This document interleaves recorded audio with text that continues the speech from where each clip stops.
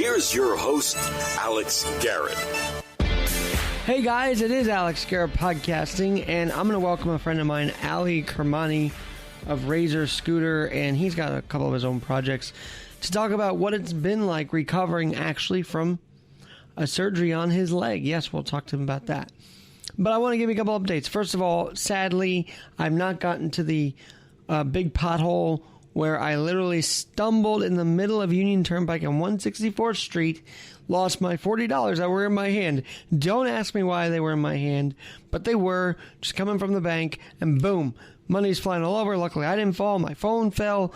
That was still in good shape, and my girlfriend Gabby was on the phone hearing it all. So if you have any questions, ask her.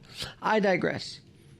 This whole idea of the pothole has given me a bit of incentive to research.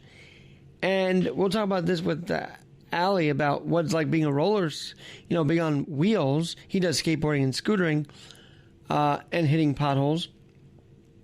But I found some research. This pothole incident comes as New York City is launching a pothole blitz to fill bumpy roads across the 5 boroughs. Now, this was in April this started.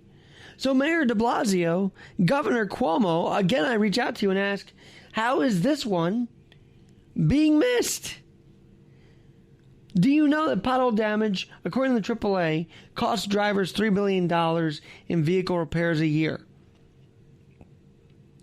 Did you also know that the DOT is dispatching 60 crews to fill in asphalt on residential streets, commercial corridors, and highways around the city? To report a pothole in the neighborhood, call 311 or fill out the DOT's online portal.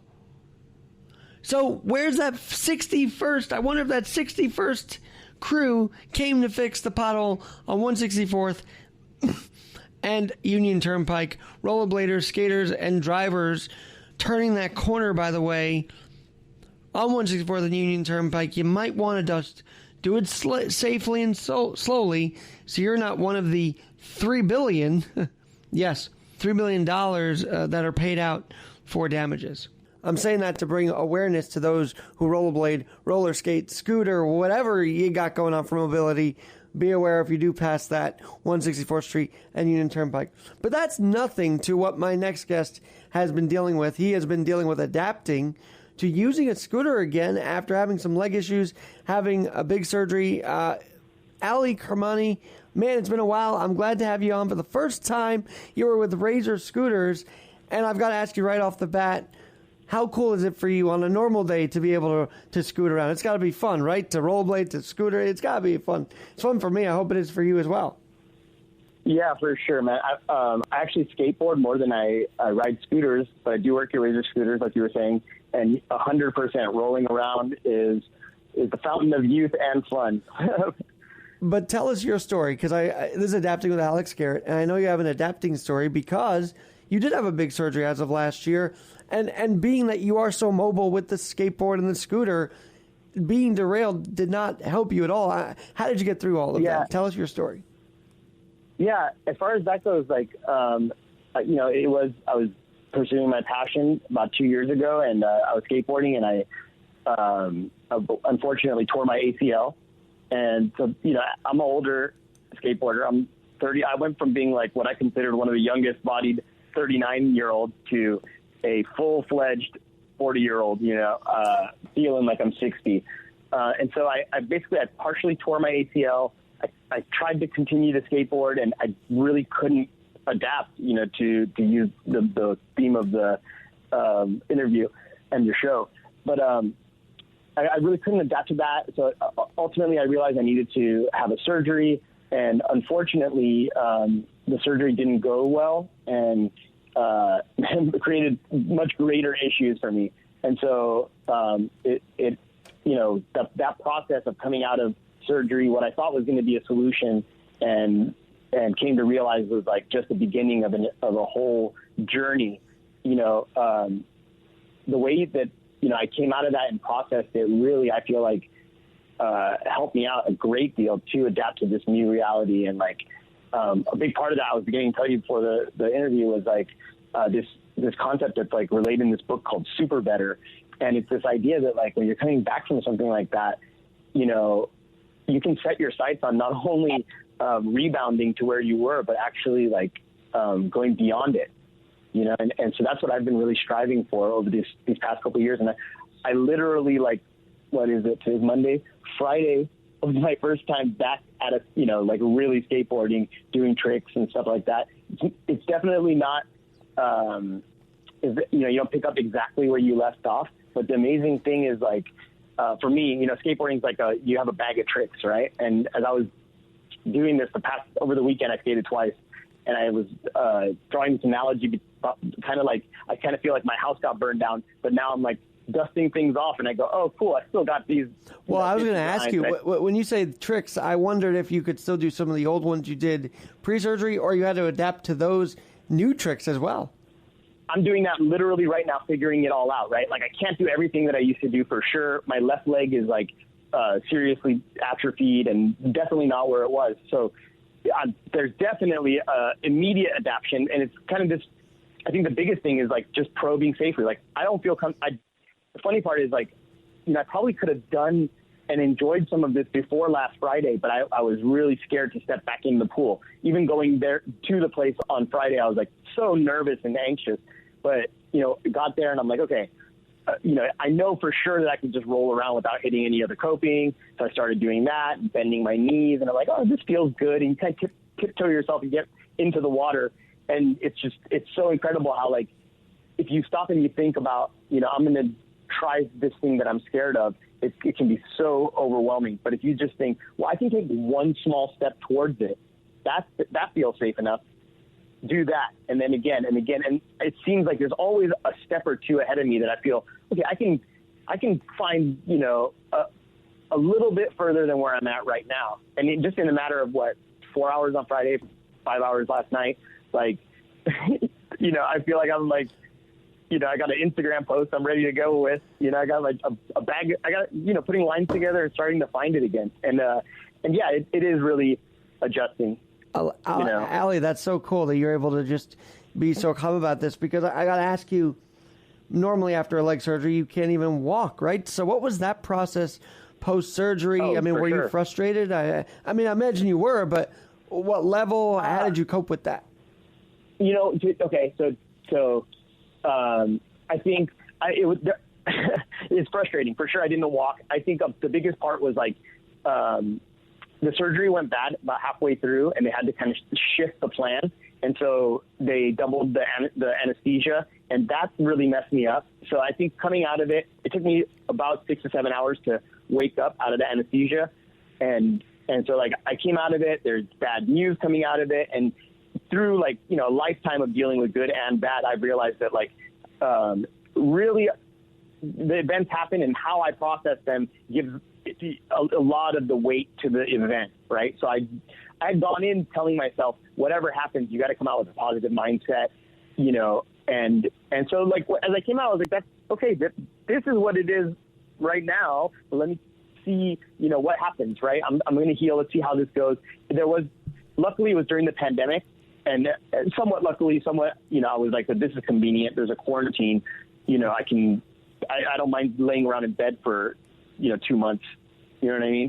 Yeah. So there was definitely that. And then, of course, like any surgery, you're going to, you begin to walk around with crutches. And I live in a 3-story house. So it's like, that's a lot of fun. And I have 2 kids that are very young and very energetic and don't understand that, hey, dad can't really move right now. And, like, you know, so adapting to all that, how do you say, you know, being an active parent, how do you keep fulfilling all your responsibilities and desires in life despite that?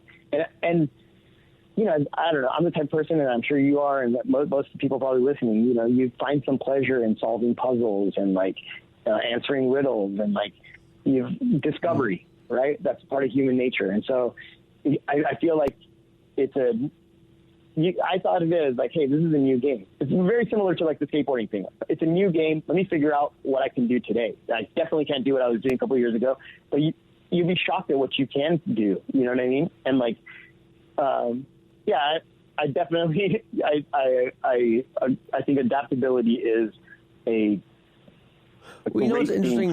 When you have this when you have this thing, especially the pandemic, where we're all kind of wound down anyway. You know, we're just run down because of the pandemic itself.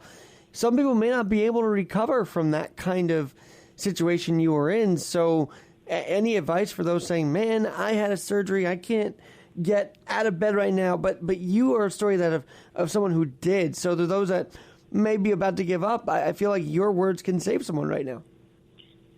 Well, I think the first thing I think when you say that is like everybody's journey is unique, you know. So I can only probably reflect the lessons that I got from my journey. But I would encourage anybody who's interested to check out that book, Super Better.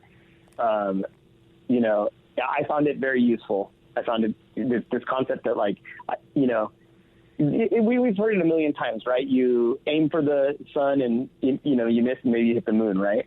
And so I think, and also, sorry, another friend of mine was pointing out to me that, like, my goal is not to just, like, get back.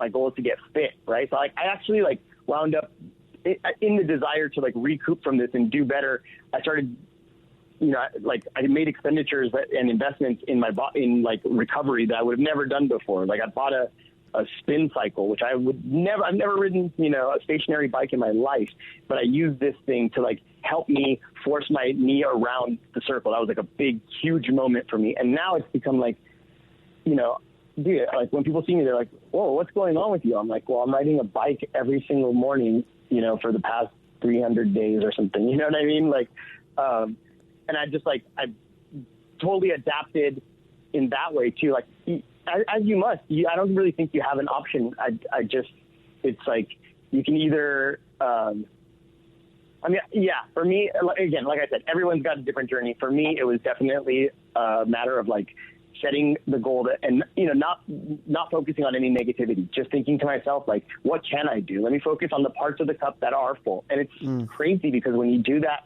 at least for me, I realized, whoa, there's the stuff that's in this cup is so much bigger than the cup I was picturing. You know, like, Ali, you have so much. You have so much self-determination. I love that. But, you know, this roller skating, this scooter, this skateboard, the rolling community is tight-knit, right? So talk to me about that. How encouraging, how uplifting was your community to you as you're going through all of this? So, you know, that's interesting that you say that. I think something, if I was going to be critical about my journey, is I haven't thought about this until you say that right now, is that I didn't, because of the quarantine and I've been sitting at home, I didn't really reach out and I didn't feel comfortable, like, asking for help. That's definitely a shortcoming of mine that I don't, you know, I would rather, like, struggle through something if I think I can accomplish it by myself than, like, do the difficult thing of, like, bowing my head and asking for help. You know what I mean? So, like, that's definitely a criticism that I had, although, you know, I have a partner in the house and my partner is incredibly supportive. So I could say I had a whole army of support, you know, in her. And yeah, man, as far as all that goes, I think a criticism I have of myself that I would share with anyone is, like, reach out for help when you need it, you know? But again, like, my situation was also unique because it was during the quarantine and, like, I have no idea what's going on, no medical expert. So I'm like, let me just sit here by myself anyways. You know what I mean? Yeah. Well, you know, I know that when we talked, you were legit nervous about going to begin with because you had to go during this pandemic. But I think going through with it, even during a pandemic, is worth noting because people were not willing to go through certain procedures that were needed during this pandemic. Yeah, absolutely. Absolutely. This whole pandemic is so incredible because, like, there's so many, it's so personal for each person. There's on every variable or whatever your beliefs are, it totally changes your perspective on stuff. And, like, something I've been trying to remind myself of is, like, each person's perspective is correct for them, just as correct as mine is for me. You know what I mean? So, again, that's why when you're asking me, like, what I would suggest for other people, I can only reflect what works for me. And that's what's, like, ridiculous of positivity. You know, unreasonable optimism. That's what I think. You know? I think people on wheels are ridiculously optimistic anyway, because as you said earlier, we get that drive simply from rolling. Dude, for sure. And I got to tell you, like, even because I don't want to miss it, but you are such an inspiration, dude. When I ran into Alex on the streets of New York while I was out there for Toy Fair for work, and dude, I just seeing you.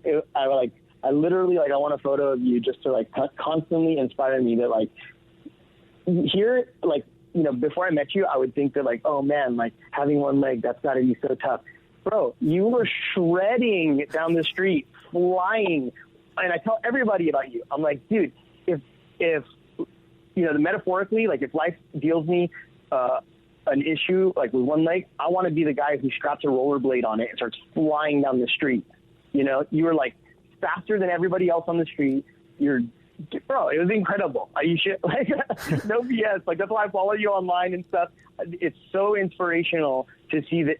That's the exact concept I'm trying to, like, that I took from that book, Super Better, was this idea that, like, this is not a limitation. This is just the gauntlet, you know, and I can do better than what everybody else is doing because I have a unique approach and a unique perspective. This is, as we're talking, and thank you for that. I did not expect that, but thank you. But to that end, though, adapting on a rollerblade or skateboard or scooter, do you guys teach that at Razor? Do you personally do lessons for those who, well, maybe now you can, for those who need to recover and get back out there? Right. No, I do some lesson stuff in my private time, but like at Razor, it's mostly a manufacturer of the equipment for recreation. So they do the scooters that everyone knows. And then like over the past like 20 years, like I was the first employee at the company, like at the very bottom. I met a guy at a skate park and like we connected. And so like since that 2000 where like everyone knows them for like, you know, the folding aluminum scooter, they've now made like a plethora of items that people don't know, like all kinds of electric items, motorcycles, quads, ATVs.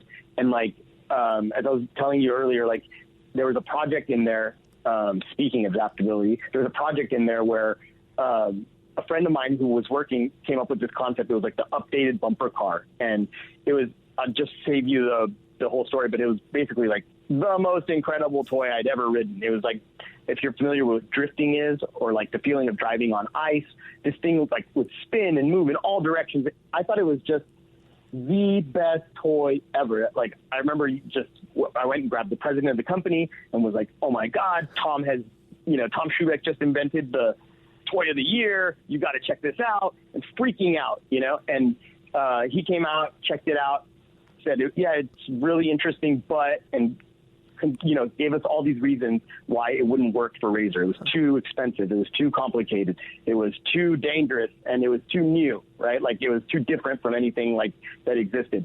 And so again, so what wound up happening there, this is this item called the Crazy Cart. And you talk about adaptability. The president of the company told us no, and everybody stopped and saw stop signs. And well, I couldn't believe that this is the end of the road for this thing. It was that incredible. I was literally like, I thought it was the best thing since sliced bread. And so I wound up actually leaving the company after a couple of years of like trying to get them to do this, and I went to grad school. And while there, I realized, oh my God, like this is not what I thought it was. I went to a business school, and I thought it was like more entrepreneurial and starting a business, and it was really like finance and going to Wall Street. And I was about to fail there. And again, with, you know, adjusting to like the situation, I went to the school and was like, I'm going to have to drop out because I'm failing. This is not what I thought it was. And when I explained what I thought it was, they're like, you know, I said, you get a good idea, you make it a reality, you do a business. Like my friend started this company called Razor Scooters, and like I watched it happen. And they said, well, do you have any good ideas? And I said, well, there's this thing called the Crazy Cart, right? And so from that moment, I like went back to Razor and talked to them about purchasing the concept and pursuing it if they weren't going to do it. And the benevolent owners there allowed me to like take the project on and pursue it. Wow. And so then the process from there was to like address all those reasons that the president said no that first day, adapt to them, right? Like fix the design. So if it's too complicated, make it less complicated. And you'll be surprised how like focusing on one thing and I tried to make it less complicated, and lo and behold, the solution I had used less parts, which was less expensive. So that was another one that was addressed. And then when I went to test it, it actually like created all sorts of control of the drift that didn't exist before. And boom, now 3 of those 4 things that he had said no to were addressed. It was controllable, like it wasn't as dangerous. It was, it was less expensive, and it was much simpler, less complicated to produce. So the last thing was like overcoming the fact that nobody knew about it. And like, this is actually after I met you. I made a video, went viral, made a few videos about this thing that went viral. And is that your current project now? Is that your baby? Like, yeah.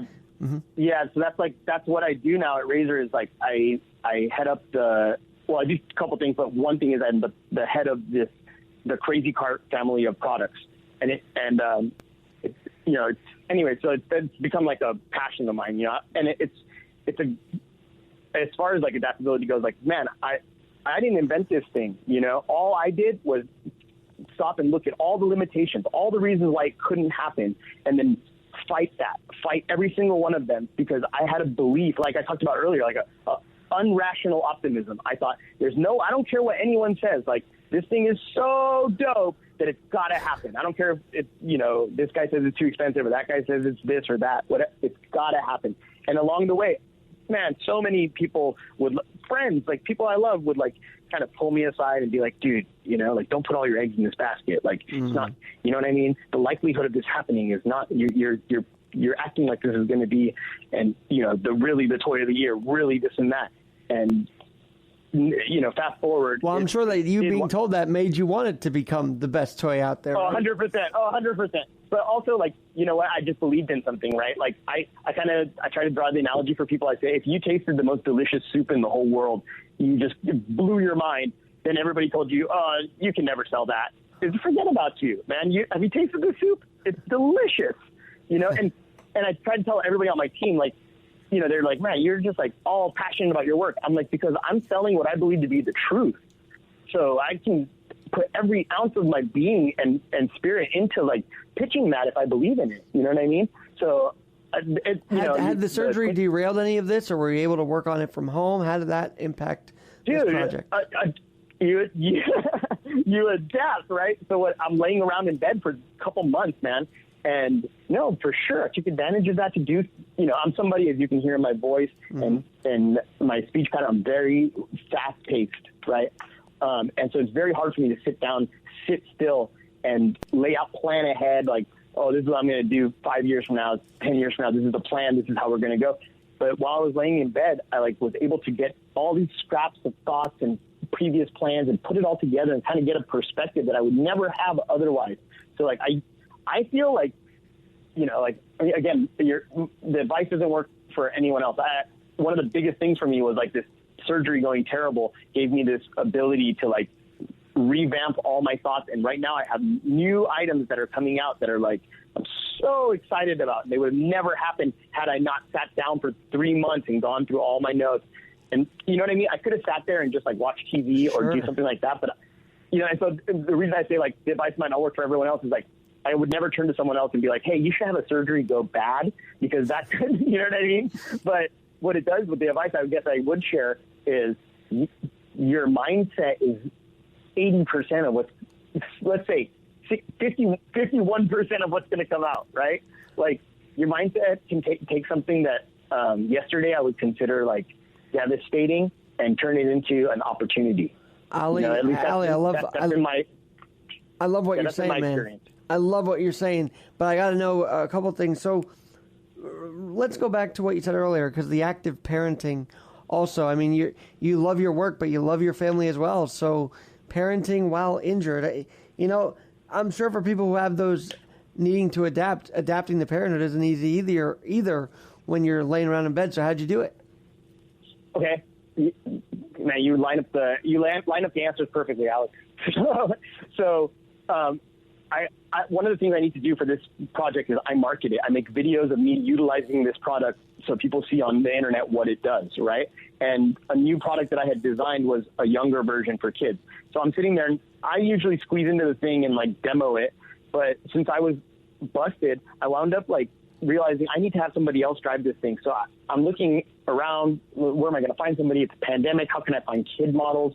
Parents keep everybody apart. And it hits me that, like, I got 2 kids right here, sitting right here. They can drive this thing. And so I wanted to actually, like, creating a series of videos during the pandemic, utilizing my kids. And, like, and it's funny how that's led into this whole thing where they're essentially giving me feedback on the product, and we started designing stuff together. So, like, I watched my kid, he was, like, dragging a piece of chalk as he drove around, in circles. It's like a huge spirograph, right? And so I'm like, that's a great idea, dude.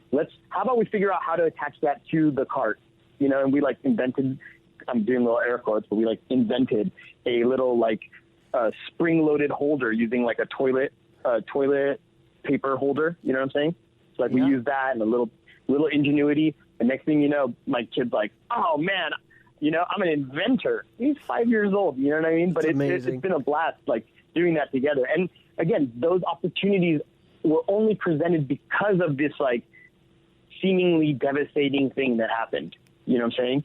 Absolutely. I'm going to ask about the schedule, if the hospital has rescheduled any part of that in a minute. But I want to ask you a more fun question. Sure. The evolution of the scooter, and the skateboard even, we're now motorized skateboards, and I've seen this, the remote control, that's crazy. My friend has one, and motorized scooters. So the last 20-something years, I mean, how do we get to where everything's motorized now? Okay. And that's funny that you say that, because I'm thinking, oh, man, I know what the next motorized board is, and you're just going to, be like, oh, man, when did that come out? So the concept is this, like, over time, essentially we started the folding aluminum scooter, and then around 2003, we were like, let's go to an electric scooter, right? And as we, it wasn't just us. There was a bunch of companies that, like, tried to make electric scooters, but at that time it was so expensive to actually make it happen, that it wasn't happening.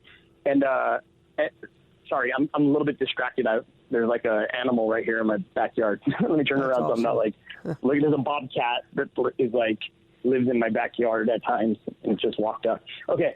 So, as far as the electric scooter thing, like, essentially a bunch of people were trying to do this, and, like, a few companies, like, went out of business because it was very difficult to get a reliable electric drivetrain together. But then over time, as the factories in China were working on it, they came up with the components that worked. And we were one of the few companies that, like, was still around. And so, like, once we had that system, it's like a sealed lead acid battery, a certain type of rare earth magnet motor, the components are all there. Then we were able to take that same drivetrain and, like, embody it over and over again in different types of vehicles. So, like, the same drivetrain, same components that drive an electric scooter can also drive an electric motorcycle, electric Vespa, an electric dirt bike, an electric quad, a dune buggy, a crazy cart, right?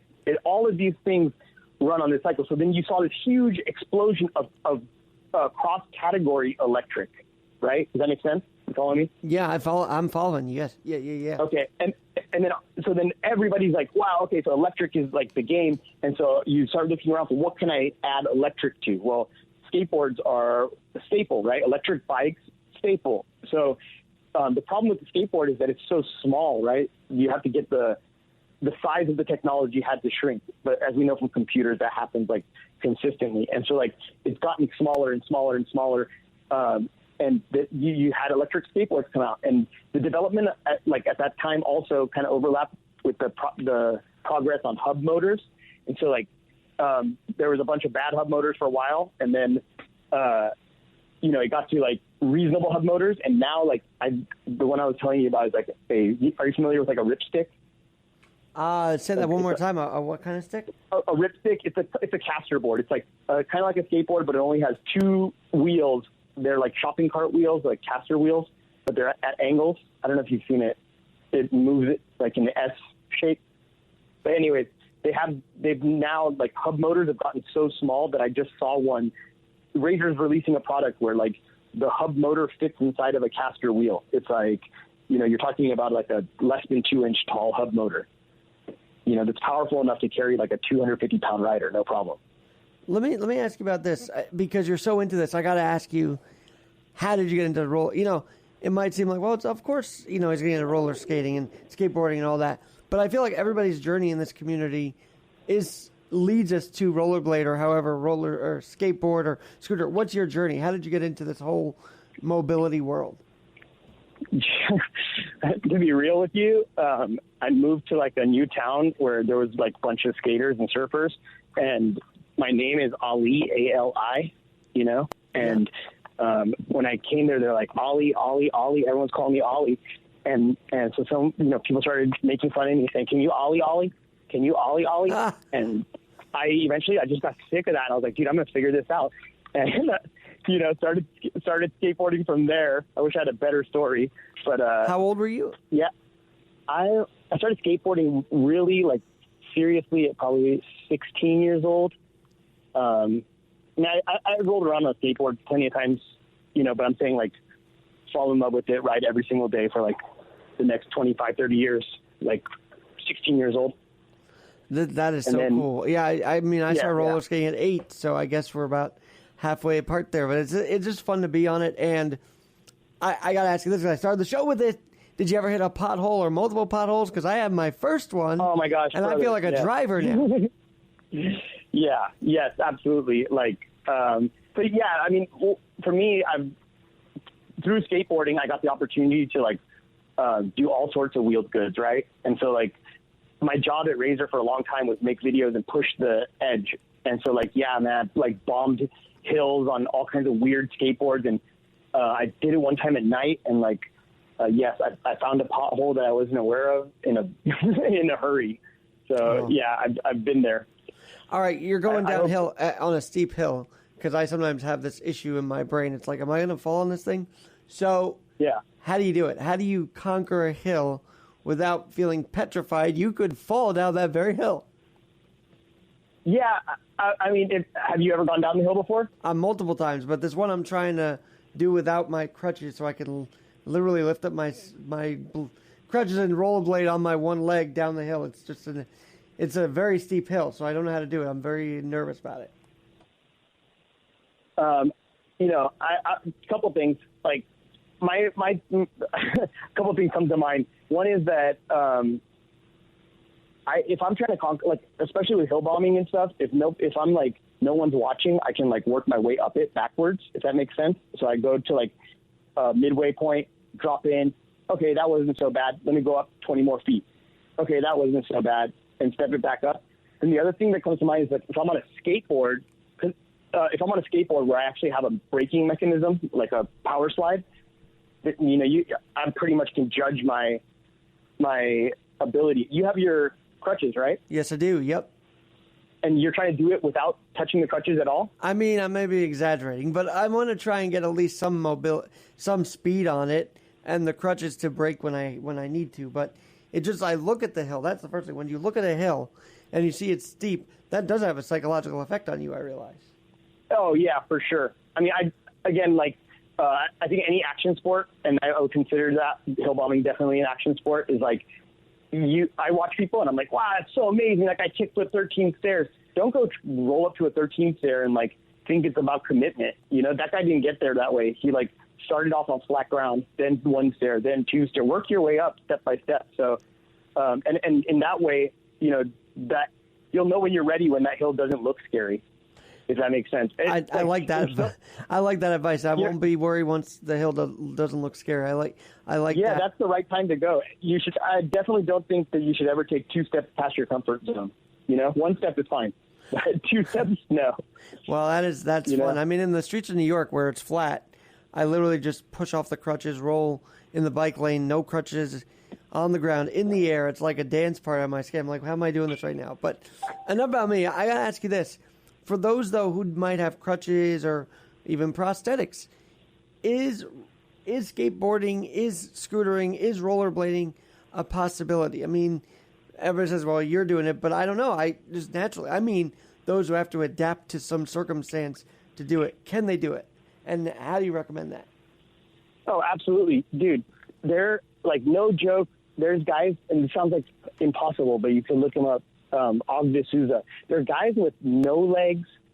There's guys with legs that didn't develop, like all sorts. These guys with one leg that kill it. Like, man, I spent my whole life skateboarding. I can't do what these guys are doing. You know what I'm saying? It's not like they're doing good, all things considered. Like, no, they're like incredible. Like, it's almost like I'm like, wait, is it easier if I don't have legs? Because this guy's like on like 10 levels past what I'll ever be.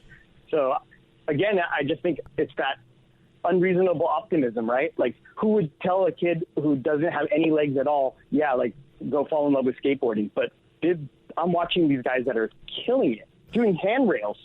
Wow. You know what I mean? That's freaking awesome. YouTube. We kidding? OG D'Souza. Just YouTube that out there. The call, you'll be blown away. That guy is like the epitome of like anything is possible. Ali, where can people find you? Because I know you said you have a bunch of videos out. What's your socials? For sure. I'm always trying to like promote my Crazy Cart. So you can find me on at Crazy Cart Official on Insta.